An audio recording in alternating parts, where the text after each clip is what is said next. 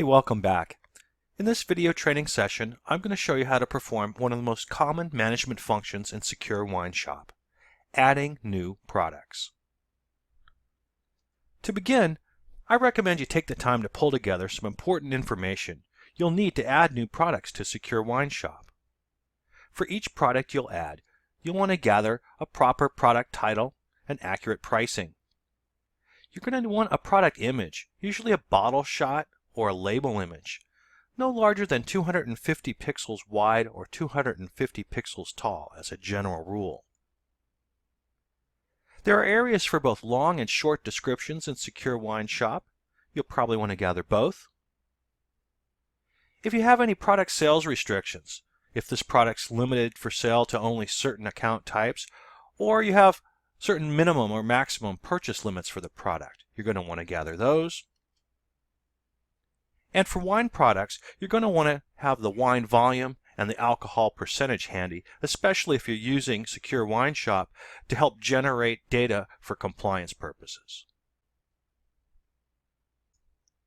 Once you've assembled the necessary information, the first step in adding products to SecureWineShop is logging in to the Admin Control Panel.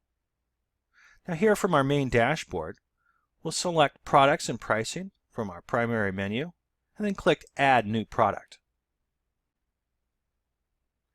Now the Add Product page has many options that you can set to control every aspect of your product's pricing, description, and availability. You don't have to use all of the options on all of the products though. And I'll cover the most important features by adding a new bottle of wine to this demonstration store. Let's start by adding an image. I've created a bottle shot that fits within the size allowed by the store. I'll just drop it in right here and apply it to this product. And now I have my primary image.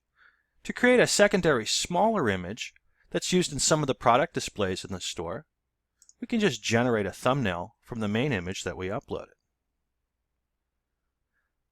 Next, we'll scroll down and we'll apply categories to this product. Since we're adding a Cabernet Sauvignon, I'm going to put it in the Cabernet Sauvignon category. And as an additional category, I'll list it in all wine.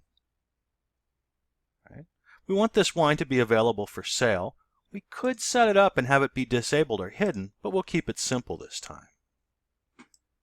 If your accounting system has a product number for all of your products, you could enter that here in this field for the SKU, or you could put in something descriptive like for our 2014 Cabernet Sauvignon in the 750 milliliter format. We'll use that as the SKU, and indeed the product title here is 2014 Cabernet Sauvignon. Right? The system will automatically generate a clean URL if you've got that option checked. And you could add a series of search words here if you'd like. Although this will probably be a primary product category, you may not need search words to make it work.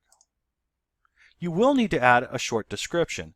And here I do recommend that you keep it short, especially for your customers who are working on mobile devices. In your long description, this is the descriptions that's displayed when someone clicks on a product and wants to learn more about it. You can write as much as you want here. Tasting notes, vineyard notes, you can even embed video tasting notes if you'd like. There's a section to enter search engine optimization keywords. We'll skip that for now. We'll go down to pricing. Remember I said you need to gather pricing for your product before you begin this process. So let's say this is a $36 bottle of Cabernet. That's the list price of the Cabernet. And it's a brand new release, so we're not going to put it on sale, and the actual selling price will also be $36. Note if you wanted to put this product on sale from the beginning for some reason, you could set the selling price below the market price. Right? But we're not going to do that. Market price is $36, selling price is $36. If this were a wine club product, we would check the subscription product box here. It's not. We'll cover that in a future video training session on setting up your wine clubs. Now, as a wine product, we can identify how much stock we want to make available to the online store. I often start with 1,000 as a baseline number because it's easy to see how many products you've sold if you start with an even number. If you want the system to send you an email when you start to run out, you can show the limit where it will send the email.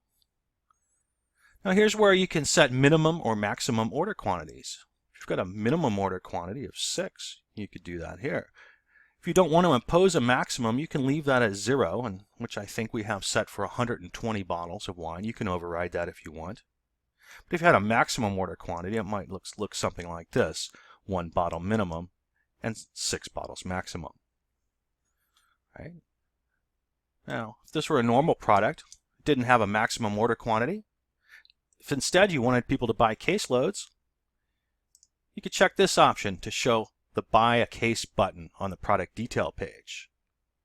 Since the store can handle wine products and merchandise products, and with some states you can only ship merchandise, you can't ship wine. If this is a wine product, you want to check the wine product box, and you want to check the total wine volume. I'm going to list this in liters. This is a regular 750, so we're going to put 0.75 liters. The next section to set your product up has to do with shipping. Now, if you were using real-time shipping rates, you had this integrated with UPS or FedEx, you might want to fill in these boxes about dimensional shipping. But we're just using a standard shipping rate sheet, the type of which you might see at any tasting room in the country. And so we're going to set the weight of this product, and the weight of this product in this shop is denominated in 750 milliliter bottles. So the weight of one 750 milliliter bottle is simply 1. If this were a mixed case, the weight would be 12. And this will help trigger the correct shipping charges. All right, we'll leave this as 1 because that's the correct weight for this product. Now we're getting to the end here. For all of the products in SecureWineShop, you can restrict availability to certain account types or membership levels. The default is to make the product available to all customers, but if this were an exclusive product, you might make it available only to wholesale customers or wine club customers. We'll leave this set to all. This is not a tax-exempt product, so we want to apply sales taxes, and we need to click that if we want to make sure that our sales tax system is working. Now, if you'd like to allow store-wide discounts, like wine club discounts or discounts for members of the trade, you want to leave this box checked. This is Apply Global Discounts. The last thing we're going to do here is add an alcohol percent, 14.3 for this bottle of wine. And there you go. I told you there were a lot of options to work through, but they're not hard when you gather the required information ahead of time. Once you enter, make sure that you apply changes. And that's all you need to do to add new products to SecureWineShop.